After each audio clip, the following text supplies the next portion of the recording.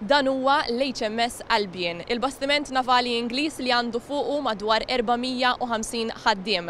Wara ħidma fil-Montenegro u l-Eġittu kien imiss li jiġi f'Malta. F'Malta dan il-bastiment sorġa l-4 tiem biss, iżda għal dawn il-baħara li ilhom xhur jaħdmu qatih fuq il-baħar swew mitilhom deb. Il-bastiment għandu spazju twil 500 metru, iddedikati apposta sabiex iġor vetturi fosthom trakkijiet u tankijiet u bċejjeċ tal-baħar li permezz tagħhom is-soldati jkunu jistgħu jinżlu fuq xtajta ta' pajjiżi oħra mingħajr xkil żejjed. Fil-Mediterran l-HMS Albion intuża wkoll bħala bażi sabiex jikkoordina ħidma bejn bastimenti oħra. Crew ta' One News niżel l-isla sabiex iżur dan il-bastiment ġigantesk.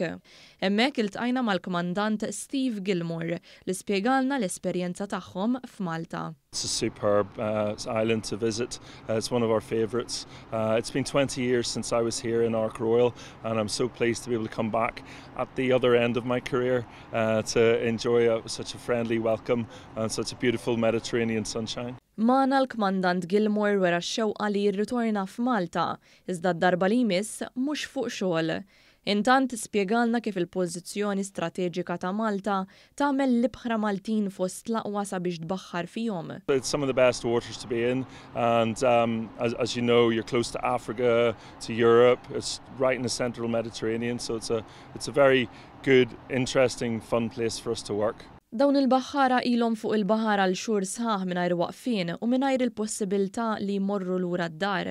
B'hekk huma spiċċaw tilfu wieħed mill-akbar avvenimenti storiċi f'pajjiżhom li ħassat id-dinja, il-mewt tar-Reġina Elisabetta II. We've been at sea since September.